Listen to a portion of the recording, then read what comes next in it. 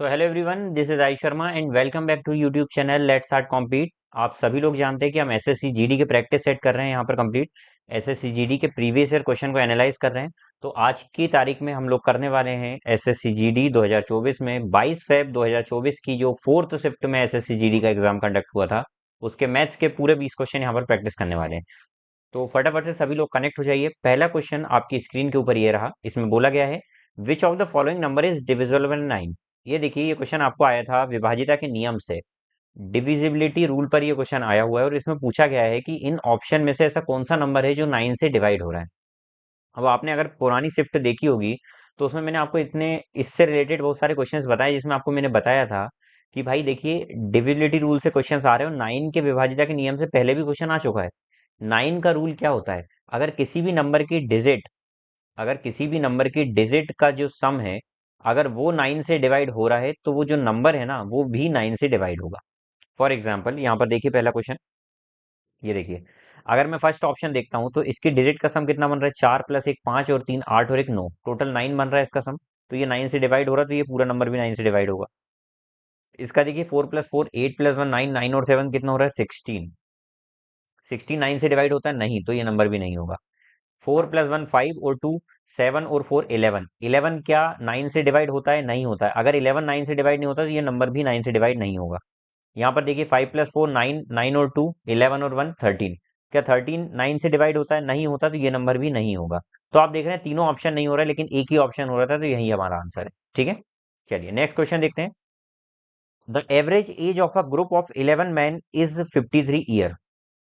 Average age जो है वो 11 पुरुष की जो है वो कितनी है? 53 ईयर्स है। तो 11 पुरुष की एवरेज एज अगर 53 साल दी हुई है, उसमें बोल रहा है अगर दो आदमी छोड़कर चले जाते हैं, दो पुरुष समूह छोड़ देते हैं, तो समूह की औसत आयु 1 वर्ष की वृद्धि हो जाती है। मतलब दो व्यक्तियों के जाने से अब 9 बचेंगे, तो इसमें जो एवरेज है वो 54 ईयर हो जाता है। आप बोलेंगे सर किसी के जाने से वो बढ़ कैसे जाता है? देखिए, एवरेज का मतलब होता है कि हर किसी का हमने एक अंदाजन मान लिया कि इतना इतना होगा। लाइक एवरेज अगर 53 ईयर है, मतलब हर व्यक्ति की एज 53 ईयर रही होगी। लेकिन अगर कोई दो व्यक्ति जा रहे हैं छोड़कर, अगर वो दोनों भी 53 ईयर के जाते, फॉर एग्जाम्पल अगर दो लोग गए तो उनका भी एवरेज अगर 53 ईयर ही होता, वो 53 ईयर के ही जाते, तो एवरेज पर कोई फर्क नहीं पड़ता। लेकिन उनके जाने से 1 साल एवरेज बढ़ गया। कितने लोगों का बढ़ा? 9 लोगों का। तो टोटल एक एवरेज बढ़ा कितने? 9 लोगों का। तो टोटल कितना बढ़ गया होगा? आप बोलेंगे टोटल सम 9 बढ़ गया होगा। अच्छा, 9 एवरेज बढ़ गया, कितने लोगों का बढ़ा होगा? ये टोटल 9 लोगों का 9 एवरेज बढ़ गया। अच्छा, ये 9 एवरेज बढ़ा क्यों होगा? क्योंकि ये जो दो व्यक्ति गए ना भाई, ये एक्चुअली में 9 किलो कम लेकर गए। तो 9 किलो कम लेकर गए, इसका मतलब इनका जो वजन था वो 9 किलो कम रहा होगा। तो आप बोलेंगे सर इनका वजन 9 किलो कम रहा होगा, लेकिन ये दो हैं, तो इनका एवरेज औसतम कितना कम रहा होगा? तो आप बोलेंगे इसमें से 4.5 माइनस कर दो, 4.5। तो इसका आंसर कितना जाएगा? 48.5 ईयर। ये था शॉर्ट तरीके से। अच्छा, दूसरा अगर आपको तरीका करना है तो उसका दूसरा तरीका क्या हो सकता है? इसके लिए मैं कलर बदल रहा हूँ। देखिए कि सर अगर यहाँ पर 11 व्यक्तियों का औसत इतना था, तो टोटल इनका सम निकाल लेंगे हम। तो सम कितना हो जाएगा? 11 इंटू 53 करेंगे तो कितना हो जाएगा? 550 और 33, तो 583 इसका हो जाएगा। बाद में इतना बचा तो कितना हो गया? तो आप बोलेंगे 9 इंटू में 54, तो कितना हो जाएगा? 9 फोर था 36 और 450, तो 486 हो गया। ठीक है, तो आप इनका डिफरेंस देखेंगे तो कितना आ रहा है? तो आप बोलेंगे 7 आ रहा है यहाँ से, और यहाँ पर ये 17 में से 8 गया तो 9 बचेगा, 97 आ रहा है। अब 97 कितने लोगों का आ रहा होगा? ये 11 में से दो चले गए ना कहीं दो का ही वजन इतना होगा। तो दो का टोटल वजन 97 है, तो इसका एवरेज कैसे निकालते हैं? टोटल सम अपॉन में नंबर ऑफ ऑब्जर्वेशन। तो इसको करेंगे तो ये कितना आ जाएगा? 48.5। तो ये बेसिक मेथड थी, लेकिन आप इस तरीके से जा सकते हैं। और ये जो मेथड ये मैंने पहले जो बताई है, ये तभी आ सकती है जब आपके अंदर कंसेप्चुअल क्लियरिटी हो। एवरेज को लेकर आपके अंदर अगर क्लियरिटी होगी तभी आप ये क्वेश्चन कर पाएंगे। ठीक है, चलिए अगले क्वेश्चन पे जाते हैं। टैक्स जो इम्पोज किया गया आर्टिकल पर, किसी वस्तु पर लगाए गए कर में 17% की कमी आ जाती है और उसकी खपत में 17% की वृद्धि हो जाती है। मतलब क्या बोला गया है? जो टैक्स लगाया जाता है किसी आर्टिकल पर, वो 17% कम हो जाता है, जिससे उसका जो कंजम्पशन है वो 17% बढ़ जाता है। तो आप बताइए कि रेवेन्यू में कितना चेंज आया? देखिए, आपका जो भी रेवेन्यू जनरेट होता है ना, आपकी जो भी कमाई होती है, जो रेवेन्यू जनरेट होता है, वो दो चीज पर डिपेंड करता है। पहला प्राइस पर, और दूसरा ना ना ना दूसरा पहला टैक्स पर और दूसरा कंजम्पशन पर। देखिए, आपका जो भी रेवेन्यू होगा ना, उसमें चेंज जो आएगा वो कहाँ से आएगा? लाइक आपका जो टैक्स है, टैक्स कहाँ से आता है? आपका टैक्स जो लगता है वो किस पर लगता है? आप बोलेंगे टैक्स जो लगता है सर, पहला तो कंजम्पशन, और दूसरा आपका हो रहा है टैक्स, और तीसरा हो रहा है रेवेन्यू। आपका जो भी रेवेन्यू है, जो भी रेवेन्यू है उस पर टैक्स लगता है ना। आपने भाई किसी वस्तु को बेचा, किसी वस्तु को आप बेचते हैं, तो उसके बेचने से क्या होता है, आपका जो भी रेवेन्यू जनरेट होता है, तो रेवेन्यू में परिवर्तन आने का मतलब क्या होगा सर? देखिए, रेवेन्यू जो आपका होगा वो टैक्स और कंजम्पशन, जो भी जो भी आप कमा रहे हैं, जो भी खपत कर रहे हैं, उस पर ही तो टैक्स इंपोज होता है ना। तो कहीं ना कहीं आप बोलेंगे सर कंजम्पशन का ही टैक्स परसेंट निकालते, वहीं से रेवेन्यू में चेंज आता है। आई बात समझ में? तो मैं यहाँ पर बोल रहा हूँ कि रेवेन्यू में चेंज भी यहीं से ही आएगा। अगर उसने बोला कि टैक्स जो इम्पोज किया जा रहा था वो 17% कम कर दिया गया, मतलब पहले जो टैक्स लगाया जा रहा था अगर वो 100 लगाया जा रहा था, तो बाद में वो कम कर दिया 17, तो 83% हो गया। लेकिन कंजम्पशन उससे बढ़ गया। ये उसी प्रकार से है कि अगर टिकट का प्राइस कम कर दिया जाए तो टिकट की सेलिंग बढ़ जाती है। लाइक आपका जो रेवेन्यू होता है ना, इसको उससे कंपेयर करिए। आपका जो प्राइस होता है उस पर डिपेंड करता है, दूसरा दूसरा बिक्री पर डिपेंड करता है। तो अगर टिकट का प्राइस कम हो जाएगा तो टिकट की जो बिक्री है वो बढ़ जाएगी, तो मैं नंबर ऑफ टिकट्स जो सेलिंग होगी वो सेलिंग इसकी बढ़ जाएगी। तो इन पर ही डिपेंड करता है रेवेन्यू। उसी प्रकार से यहाँ पर टैक्स पर भी बात करूँ कि अगर टैक्स कम कर दिया जाए, तो कम करेगा तो चीज सस्ती हो जाएगी ना, तो कंजम्पशन बढ़ जाएगा। तो उसका कंजम्पशन कितना बढ़ रहा है? कंजम्पशन बढ़ रहा है, 17% इंक्रीज हो रहा है। मतलब 100 था, अब वो कितना हो गया? 117 हो गया। आपसे पूछ रहा है कि उसके टैक्स में कितना चेंज आएगा, भैया रेवेन्यू में कितना चेंज आएगा? तो रेवेन्यू का चेंज भी कहीं ना कहीं इन दोनों का ही होगा। अभी एक बात बताइए, रेवेन्यू में जो चेंज आएगा वो इन दोनों के मल्टीपल में ही आएगा ना। जब टैक्स में चेंज हुआ 17% की कमी, और बाद में रेवेन्यू में जो चेंज हुआ वो 17% का इंक्रीमेंट, तो कहीं ना कहीं ये सक्सेसिव ही तो लग रहा है। तो सक्सेसिव परसेंट का फॉर्मूला हम जानते हैं, जब एक बार बढ़ रहा हो, डिक्रीज हो रहा हो, और एक बार इंक्रीज हो रहा हो, तो वहां पर डायरेक्ट सक्सेसिव परसेंट का फॉर्मूला ये बोलता है। तो ये क्या हो जाएगा? माइनस का 17 का स्क्वायर अपॉन में 100। 17 का स्क्वायर होता है 289, और अपॉन में 100 आ जाएगा। दो के पहले पॉइंट में लगा दूंगा तो कितना हो जाएगा? 2.89 माइनस का आ रहा है, इसका मतलब 2.89 का इंक्रीमेंट होगा।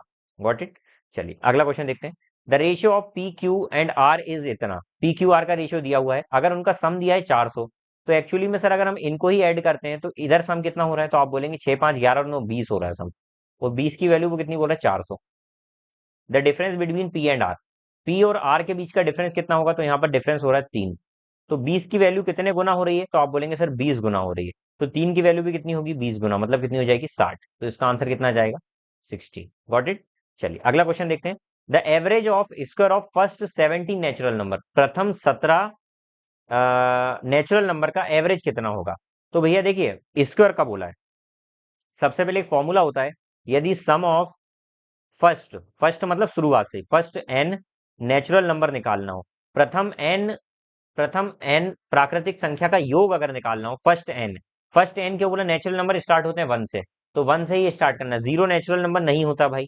ठीक है, तो 1 से स्टार्ट करेंगे, तो 1 से नेचुरल नंबर होते हैं, तो ऐसे कोई भी नंबर निकालने का बोलेगा, तो sum of first N natural number अगर निकालने का आएगा, तो वो सम का फॉर्मूला होता है एन इंटू में एन प्लस वन इंटू में 2n+1 अपॉन में 6। ये सम होता है। अगर इसका एवरेज निकालने का बोलेगा तो इसका एवरेज हो जाता है सम ऑफ, एक्चुअली में स्क्वायर की बात चली, सम ऑफ स्क्वायर ऑफ ना, square of first N natural number. Square मतलब क्या? 1 का स्क्वायर, 2 का स्क्वायर, ऐसे।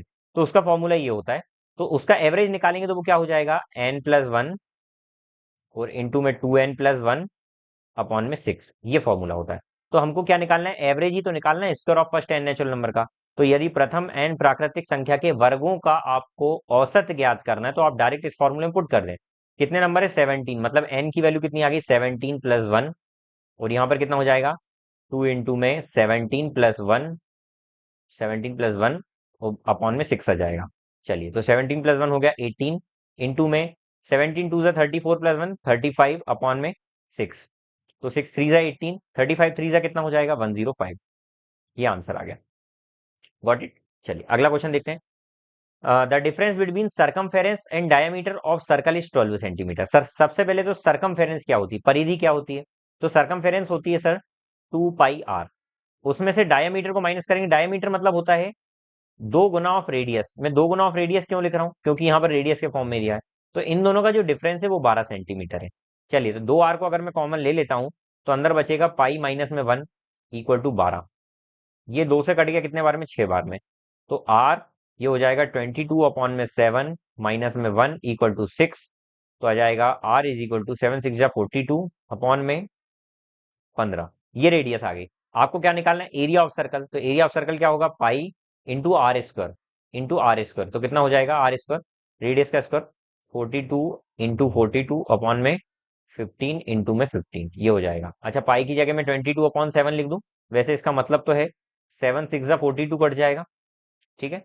और 3 2 6 हो जाएगा, 3 5 15 हो जाएगा, फिर 3 5 15, 3 1 3 4 12, ठीक है। तो नीचे आ रहा है 25। एक काम करते हैं, मैं 14 2 28, 28 2 56, तो 56 मतलब 560, और 56 कितना हो जाएगा, 616, 616 अपॉन में आ गया 25। पॉइंट में कितना आ रहा होगा भैया, 25 2 50 हो गया, 11 बचा, 25 4 100 हो जाएगा। देखिए 24 एक ही आंसर आ रहा है, यही है। तो 24.64 ही आ रहा होगा 100%, क्योंकि एक ही ऑप्शन 24 वाला है, तीनों ऑप्शन नहीं, ठीक है। तो थोड़ा सा कैलकुलेटिव क्वेश्चन था, तो लिटिल बिट कैलकुलेटिव क्वेश्चन आते हैं तो उसके लिए आपको रेडी रहना है, बिल्कुल इजी क्वेश्चंस नहीं करना है।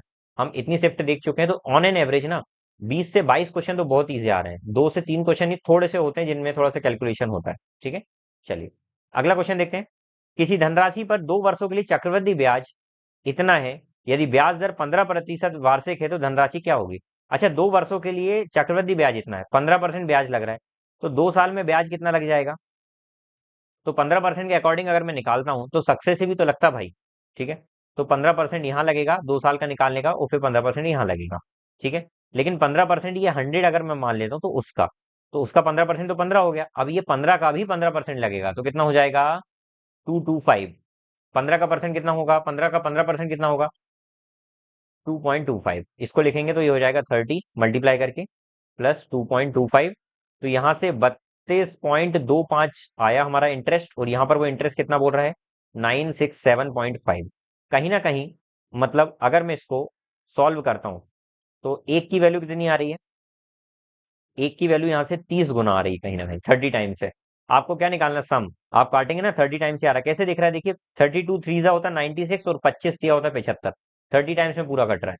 तो एक की वैल्यू अगर 30, तो 100 की वैल्यू कितनी हो जाएगी, 30 और 100 मतलब 3000, 3000 हो जाएगी, ठीक है। चलिए आगे देखते हैं। What is the value of this. भैया इस क्वेश्चन को देखकर घंटी ये बजना चाहिए कि सर यहाँ पर डिफरेंस सबका 2 2 आ रहा है, और वही डिफरेंस ऊपर लिखा गया है, ये डिफरेंस 2 यही ऊपर लिखा गया है। तो इसको किस तरीके से लिख सकता हूँ, अगर मैं पहले वाले इसको देखता हूँ जो कि लिखा हुआ है, देखिए 2/1 × 3। तो क्या मैं इसमें डिफरेंस ऊपर 2 का लाने के लिए क्या ऐसा ही हुआ होगा, 3 माइनस में 1 अपॉन में अंदर चल रहा होगा, नीचे 1 इंटू में 3, यही चल रहा होगा। तो सर इसको क्या मैं ऐसा लिख सकता हूँ, अगर मैं दोनों का, इसको मैं एलसीएम अलग अलग करता हूँ इसका, तो 1/1 माइनस में 1/3 बन जाएगा। उसी प्रकार से अगर मैं सभी को ओपन करता हूँ, लाइक दूसरा एक और बता देता हूँ ओपन करके, 2/3 इंटू में 5 है, ऊपर डिफरेंस 2 लाना है, तो मैं बोलता हूँ सर क्या यहाँ 5 - 3 अपॉन में 3 × 5 ही हो रहा होगा। अच्छा, मैं सेपरेटली इनको अलग करता हूँ इस तरीके से, तो क्या बन जाएगा, 5/3 इंटू में 5, और माइनस में 3/3 इंटू में 5। तो ये 3 से 3 कटा, ये 5 से 5 कटा, तो 1/3 माइनस में 1/5 बन रहा। क्या ये दो को देखकर समझ में आ गई सीरीज। अगर सीरीज समझ में आ गई है तो यहाँ पर ये सीरीज क्या बनेगी, तो आप बोलेंगे सर इसको देखकर ये सीरीज बन रही है, 1/1 में से 1/3 माइनस होगा, प्लस 1/3 में से 1/5 माइनस होगा, प्लस 1/5 में से 1/7 माइनस होगा, और इस तरीके से लास्ट में जाते जाते क्या हो जाएगा, 1/99 में से 1/101 माइनस होगा। तो भैया ये कटेगा इससे, ये कटेगा इससे, ये कटेगा इससे, और सब कटते जाएंगे, लास्ट का एक ये रह जाएगा और एक ये रह जाएगा। तो 1/1 माइनस में 1/101 रह जाएगा। एलसीएम लेंगे तो वो हो जाएगा 101। एलसीएम कितना हो जाएगा, 101। 101 इधर जाएगा तो 101 माइनस में 1, तो कितना हो जाएगा, 100/101। तो ये आ जाएगा आपका आंसर, ठीक है। अगर समझ में आ गया तो बताइए भाई, बहुत ही अच्छा क्वेश्चन था ये, बहुत बेसिक से भी मैंने आपको समझाया है। तो नेक्स्ट क्वेश्चन पे चलते हैं। देखिए, the least common multiple of two prime number is इतना, 145। दो प्राइम नंबर हैं जो कि एक्स और वाई हैं, तो इनका जो एलसीएम होगा ना, दो प्राइम नंबर अगर हो, प्राइम नंबर का एलसीएम जो होता है वो उनका मल्टीपल ही होता है। तो इनका एलसीएम एक्स इंटू में वाई ही होगा, जिसकी वैल्यू दी हुई है 145। तो इसको अगर मैं ब्रेक करता हूँ ना सर, तो इसको मैं 5 के टेबल में आ रहा है, देखो लास्ट में 5 है, तो 5 2 10, 5 9 जा, तो ये 5 और 29 के मल्टीपल के अलावा कहीं भी ब्रेक नहीं होगी। तो सर इसमें बोला गया है एक्स छोटा है वाई बड़ा है, तो इन दोनों में से एक्स किसको मानूंगा, एक्स मानूंगा छोटे वाले को और वाई मानूंगा 29 को। बस हो गई हमारी वैल्यू सेटिस्फाई।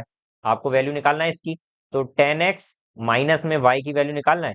तो 10 इंटू में 5 माइनस में 29, तो 50 माइनस में 29 कितना आंसर आ जाएगा, 21। ये आंसर है आपका। ठीक है, चलिए अगला क्वेश्चन देखते हैं। अनिल किसी काम को 80 दिन में कंप्लीट कर सकता है, 80 दिनों में पूरा कर सकता है। What percent of work, total work can be done by Anil in 30 days. देखिए अनिल जो है वो पूरा काम 80 डेज में करता था, लेकिन अगर उसने 30 डेज ही काम किया तो कितना काम कंप्लीट हुआ। तो आप बोलेंगे सर 80 में से 30 दिन का काम कंप्लीट हुआ, तो कहीं ना कहीं 3/8 काम कंप्लीट हुआ। तो ये फ्रैक्शन है, इसका मतलब परसेंटेज में डायरेक्ट बता सकते हैं कि आप 1/8 का मतलब 12.5 होता है, तो 3/8 का मतलब 37.5 होगा परसेंटेज में। या फिर इसको परसेंटेज में ले जाने के लिए मैं हमेशा से बताता हूँ, फ्रैक्शन को परसेंट में ले जाने के लिए 100 का मल्टीप्लाई, तो वो हो जाएगा 300/8। इसको डिवाइड करेंगे तो 37.5 ही आएगा। तो इससे बेटर ये है कि सर हम फ्रैक्शन याद रख लें। 1/8 का मतलब मैं आपको कन्वर्जन डायरेक्ट याद कराता हूँ, 12.5%। तो 3/8 का मतलब कितना हो जाएगा, 37.5%। गॉट इट, इतना समझ में आ गया। नेक्स्ट क्वेश्चन, कॉस्ट प्राइस दी हुई है आर्टिकल की कितनी, 360। अगर प्रॉफिट परसेंट 8% है तो उसकी वैल्यू क्या होगी प्रॉफिट की। कॉस्ट प्राइस दी हुई है 360, 8% प्रॉफिट कमाना है, तो अल्टीमेटली 8% ही तो निकालना भैया सीपी का। तो ये 8% निकाल देंगे। 8 जीरो ज़ा जीरो, 8 सिक्स ज़ा 48 का 8, 4 यहाँ 24 और 4 28 अपॉन में 100 आ जाएगा। दो जीरो कटकर दो के पहले पॉइंट आ जाएगा ये, तो 28.8 आंसर है हमारा। ठीक है, सेलिंग प्राइस आर्टिकल की 2400 है, मार्क प्राइस 3000 है, तो डिस्काउंट परसेंट कितना है। भाई कितना डिस्काउंट दिया जा रहा है आप देखिए। तो आप बोलेंगे सर 600 का डिस्काउंट दिया जा रहा है, कितने पर, 3000 पर। भैया कहीं ना कहीं 1/5 टाइम्स है, और 1/5 का मतलब तो 20% होता है, 20% होता है। ठीक है, एक पर्सन जो है वो 6 की स्पीड से जाता है और एक डिस्टेंस को 4 घंटे में पूरा करता है। एक व्यक्ति जाता है 6 की स्पीड से और उसको 4 घंटे में पूरा करता है, तो डिस्टेंस इक्वल टू क्या होता है, स्पीड इंटू में टाइम। तो सर यहाँ से डिस्टेंस कितना आ गया, 24 किलोमीटर का आ गया। अगर पर्सन अपनी स्पीड 8 किलोमीटर पर आवर बढ़ा दे तो उसको कितना समय लगेगा। तो सर 8 स्पीड बढ़ा दे तो डिस्टेंस है सर 24। इंक्रीज, देखिए इंक्रीज टू, देखिए मैं बोलता हूं इंक्रीज टू 8 किलोमीटर मतलब 8 की स्पीड कर दे रहा है, लेकिन अगर इंक्रीज बाय 8 किलोमीटर मतलब पहले 6 थी अब 8 और बढ़ा दी तो 14 हो जाएगी। लेकिन यहां पर क्या बोल रहा है, इंक्रीज टू मतलब पहले जो 6 थी अब बढ़ाकर उसने स्पीड 8 किलोमीटर पर आवर कर दी। तो अब स्पीड 8 किलोमीटर पर आवर है, क्या डिस्टेंस तो वही रहेगी ना भैया। तो डिस्टेंस तो सर 24 ही रहेगी, तो टाइम कितना हो जाएगा, 24/8, तो कितना आ जाएगा, 3 आवर। ठीक है, 3 घंटे का आ जाएगा। गॉट इट, चलिए नेक्स्ट क्वेश्चन पे जाते हैं। What is the value of 7.14% of this. चलिए 7.14 का मतलब क्या होता है, ध्यान से देखिएगा। 14.28% का मतलब होता है 1/7।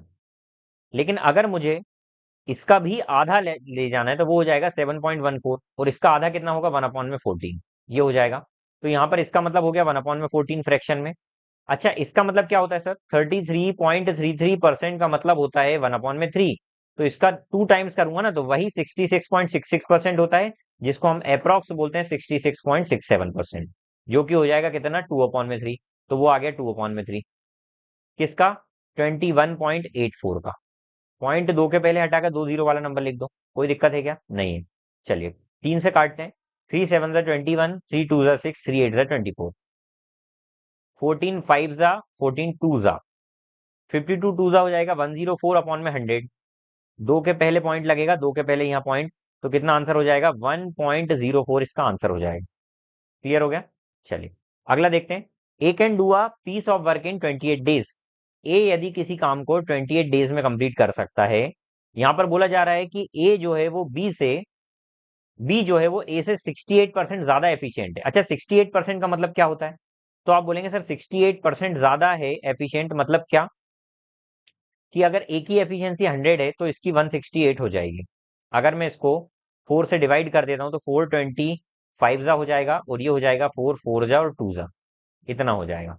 ठीक है, तो ये इनकी एफिशिएंसी का रेशियो आ गया। तो सर टोटल वर्क कितना होगा? अगर टोटल वर्क निकालता हूं तो ए की एफिशिएंसी 25 थी, मतलब एक दिन में 25 काम कर रहा है और 28 दिन तक कर रहा है, तो ये टोटल वर्क हो जाएगा। हमको यही काम बी से कराना है, तो हम बोलेंगे बी भैया इसी टोटल वर्क को किस एफिशिएंसी से करेगा, तो एफिशिएंसी ऑफ बी लिखेंगे। तो टोटल वर्क हो गया 25 इंटू में 28, और बी की एफिशिएंसी कितनी है, तो आप बोलेंगे 42। तो 28, 14 2 ज़ा 28, 14 3 ज़ा 42, तो ये हो जाएगा 50/3 डेज, 50/3 दिन, as it is question answer दिया है। ठीक है। Abhishek marks the price of laptop 50% above the cost price. Cost price से वो 50% ज्यादा मार्क करता है, मतलब क्या, अगर 100 है तो उसको मार्क करके 150 करेगा। वो ही allows his customer a discount of 30%। अगर वो 30% का डिस्काउंट देता है, तो मतलब कितना डिस्काउंट दे रहा है, 45 का डिस्काउंट दे रहा है, मतलब 45 का डिस्काउंट देकर 105 में बेचता है, तो उसको कितना प्रॉफिट हो रहा है सर, 5% का प्रॉफिट हो रहा है, सीधा सीधा। ठीक है। चलिए अगला देखते हैं। एक पर्सन एक लोन लेता है 24% सिंपल इंटरेस्ट पर। अगर 5 साल में जो इंटरेस्ट है amounted to 1200 more then some, मतलब सर ये बोला जा रहा है कि 5 साल में जो इंटरेस्ट है ना वो 1200 ज्यादा होता है सम से। मतलब 24% अगर मिल रहा है, तो सिंपल इंटरेस्ट कितना मिला होगा 5 साल में, तो आप बोलेंगे सर 120% मिला होगा। यहां पर क्या बोल रहा है कि जो 5 साल का इंटरेस्ट है ना वो 120 ज्यादा है सम से। एक बात बताओ, प्रिंसिपल कितना रहा होगा, 100% रहा होगा, तो 100 से एक्चुअली में सिंपल इंटरेस्ट कितना ज्यादा है, तो आप बोलेंगे 20% ज्यादा है, और वो कितना बोल रहा है, 1200 ज्यादा है, तो 20% की वैल्यू 1200। हमको निकालना क्या है, सम। सम कितना, इसका 5 गुना ही तो होगा भैया, 100% 5 गुना ही तो होगा, तो इसका 5 गुना कितना हो जाएगा, 6000। 6000, ये आंसर है। ठीक है। चलिए अगले क्वेश्चन पे चलते हैं। स्मूदी की एक रेसिपी में फल और दही का अनुपात इतना है। फल और दही मतलब फ्रूट्स और योगर्ट का जो रेशियो है वो 5:2 है। अब आगे बोला है योगर्ट से हनी का रेशियो, योगर्ट से हनी का रेशियो जो है वो 3:1 है। हमको भैया इनको सेम बनाना है, अगर इनको सेम बनाना है तो इसका मल्टीप्लाई इधर, इसका मल्टीप्लाई इधर, तो 3 5 ज़ा 15, 3 2 ज़ा 6। अब ये 2 का मल्टीप्लाई इधर, 2 3 ज़ा 6 तो कॉमन ही रहेगा, ये तो कॉमन ही रहेगा, और 2 1 ज़ा 2, तो ये तो भैया योगर्ट तो कॉमन ही हो गया। फ्रूट का रेशियो और हनी का रेशियो ये आ गया। हमसे क्या पूछा था, फ्रूट से हनी का रेशियो, तो 15:2, यही आंसर है। ठीक है। चलिए अगले क्वेश्चन पे चलते हैं। Selling price of bag is इतना एंड प्रॉफिट परसेंटेज 20%। किसी बैग का सेलिंग प्राइस है 1056, सेलिंग प्राइस है इतना, एंड प्रॉफिट परसेंट है 20%, प्रॉफिट परसेंट है 20%। अगर सेलिंग प्राइस 800 रुपए है, सेलिंग प्राइस अगर 800 रुपए होती, सेलिंग प्राइस अगर 800 रुपए होती, तो बोल रहे what will be the loss percent, loss percent कितना होगा, तो ऑब्वियसली लॉस ही हो रहा होगा। ठीक है, अब देखते हैं। इसका मतलब सर 20% अगर प्रॉफिट है, तो मतलब 120% की वैल्यू जो है 1056 के बराबर दी हुई है। आपको निकालना किसकी वैल्यू है, 800 की वैल्यू, 800 की वैल्यू निकालना है। 800 की वैल्यू कितनी, तो सर कहीं ना कहीं 1056 की वैल्यू इतनी है, 800 की निकालना है, तो 120 जिसके बराबर है 1056 के बराबर है, और 800 की वैल्यू निकालना है, तो वो यहाँ लिख देंगे। क्या बात समझ में आया चॉकलेट कंसेप्ट से? तो यहाँ पर हम डिवाइड करते हैं, तो ये हो जाएगा 12 8 ज़ा 96, 12 8 ज़ा 96, 8 11 ज़ा 8 1 ज़ा, तो ये कितना आ गया, 1000। एक सेकंड रुकिएगा।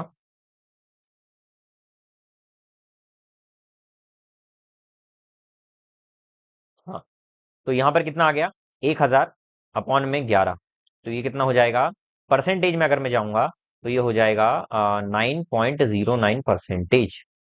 ना ना ना, 9.09% नहीं होगा, अगर 1000/11 आ रहा है ना भाई, तो ये हो जाएगा 109.09%। आपसे बोल रहा है कितना, सॉरी लॉस का पूछ रहा है ना यार, 11 9 ज़ा 99, then what will be the loss percent.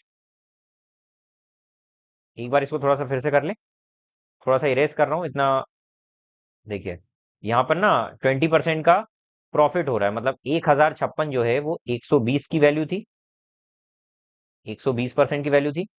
वो बोल रहा है अगर इसको 800 रुपए में बेचेगा तो कितना लॉस या प्रॉफिट होगा, तो हम बोलेंगे सर ये जो 120 है ये 1056 के बराबर है, हमको 800 की वैल्यू निकालना है। ठीक है, तो मैं बोलता हूँ अगर मैं 12 से इसको काटता हूँ, तो 12 8 ज़ा 96 हो जाएगा, 9 फिर 12 8 ज़ा 96 हो जाएगा। ठीक है, 8 11 आ जाएगा, 8 1 आ जाएगा, तो आ रहा है 1000/11। ठीक है। तो अगर मैं इसको काटता हूँ तो 12, 11 9 जा 99 हो रहा है। 1 इधर आ गया, आया 11 9 जा 99। देखिए इतना नहीं पढ़ पाएंगे ना, तो हमको पूरा पढ़ना पड़ेगा। तो 11 के टेबल में अगर मैं 100 ही होता ना तो 11 9 जा 99 आता, लेकिन अभी एक इधर चले गया। अब क्या ये जा सकता है? नहीं। तो आप बोलेंगे सर 90 टाइम्स में जाएगा। नाइन, एक जीरो बढ़ाकर एक जीरो, फिर 11 9 जा 99। इस तरीके से ये कहानी चलती जाएगी। लेकिन जीरो तो कहीं नहीं है ना, जीरो कहीं नहीं है। तो अब हमने देखिए, हमने 11 90 करा, 11 90 990 हो गया 0.9, तो 90.9% आ रहा है। कहीं ना कहीं कितना डिस्काउंट दिया जा रहा है? एक सेकंड, यहाँ पर लॉस हो रहा है ना, what will be the loss percent? तो लॉस परसेंट कितना हो रहा है? हाँ, तो लॉस परसेंट कितना हो रहा है भाई? 100 की चीज थी, इतने में बेचा, तो कहीं ना कहीं अप्रोक्स इतना लॉस हो रहा है। ठीक है, 9.09 के समथिंग अप्रोक्स लॉस हो रहा है, क्योंकि 9% से तो ज्यादा ही, आप देखिए 9% के समथिंग है, तो यही आंसर आएगा। ठीक है, अगर समझ में आ गया तो बहुत अच्छी बात है। ठीक है, चलिए। How many two digit number are there divisible by 8? 8 से दो डिजिट नंबर कितने डिविजिबल होंगे? अच्छा, दो डिजिट नंबर कहाँ से शुरू होते हैं? तो 10 से शुरुआत होती है, और कहाँ तक जाते हैं? 99 तक। ठीक है, तो इसमें टोटल दो डिजिट नंबर कितने आ रहे हैं? तो आप बोलेंगे 99 में से 10 घटा दो। तो अगर दो डिजिट नंबर देखना है मुझे, तो दो डिजिट नंबर कितने आ रहे हैं सर? 10 से स्टार्ट करते हैं, 99 तक जाते हैं, तो टोटल 89 आ रहे हैं। प्लस वन करेंगे तो टोटल, क्योंकि क्या इसका होता है, last term minus first term plus one, ये नंबर ऑफ टर्म निकालने का तरीका होता है। तो टोटल 90 टर्म्स आ रहे हैं, 90 टर्म्स आ रहे हैं, अगर मैं इनको इंक्लूड करता हूं तो 90 टर्म्स आ रहे हैं, तो टू डिजिट के। अगर 90 टर्म्स हैं, तो इसमें से 8 से डिवाइड वाले कितने होंगे? 8 से डिवाइड होने वाले हर 8 के डिफरेंस पर होंगे। तो टोटल नंबर निकालना कि 8 के डिवाइड होने वाले कितने होंगे, तो आपको टोटल नंबर को 8 से डिवाइड कर देना है। तो 11 प्रॉपर डिवाइड हो रहे हैं, उसके बाद पॉइंट में आ रहा है, लेकिन पॉइंट से मतलब नहीं, हमको 11 से मतलब था। तो टोटल 11 ऐसे नंबर हो जाएंगे जो 8 से टोटल प्रॉपर तरीके से डिवाइड हो रहे हैं। तो अगर यहाँ पर हमारे से पूछा है कि दो डिजिट नंबर ऐसे कितने होंगे जो 8 से प्रॉपर तरीके से डिवाइड होंगे, तो ऐसे 11 नंबर ऐसे होंगे जो पूरे डिवाइड होंगे। अच्छा, मैंने 11 ही क्यों बोला? आप बोलेंगे सर 90 से, जब 90 में 8 को डिवाइड कर रहे हैं, तो वो 11 पॉइंट, देखिए 11 8 88.2 समथिंग आ रहा है। लेकिन 2 को इग्नोर क्यों करेंगे? क्योंकि पॉइंट में हमको जाना ही नहीं है। 11 नंबर ऐसे हैं जो प्रॉपर कट रहे होंगे। ठीक है, लाइक पहला 8 आ रहा होगा, फिर 16 आ रहा होगा, फिर 24 आ रहा होगा, तो ऐसे कहाँ तक जा रहा होगा ये 99 से पहले? तो आप बोलेंगे सर 8 1 8, 8 1 8, 1 यहाँ, 8 2 16, 12। ठीक है, तो 96 तक ऐसे नंबर हैं जो 8 से कट रहे हैं, 96 तक। तो टोटल 8 से 96 तक ऐसे 11 नंबर बनेंगे जो इनसे कट रहे हैं। तो क्या समझ में आ गया? आई होप कि आपको ये समझ में आ गया होगा। अगर समझ में आ गया तो बता दीजिए सर क्लियर हो गया है। तो फिर मिलते हैं अगली क्लास में। 22 फेब की आज फोर्थ शिफ्ट कंप्लीट हुई। नेक्स्ट जिस भी तारीख को, लाइक 23 को भी अगर एग्जाम हुआ होगा, तो उसकी फर्स्ट शिफ्ट हम कल की क्लास में करेंगे। चलिए, तो फिर मिलते हैं अगली क्लास में। तब तक के लिए अपना ध्यान रखिए, मस्त रहिए, व्यस्त रहिए। जय हिंद, वंदे मातरम।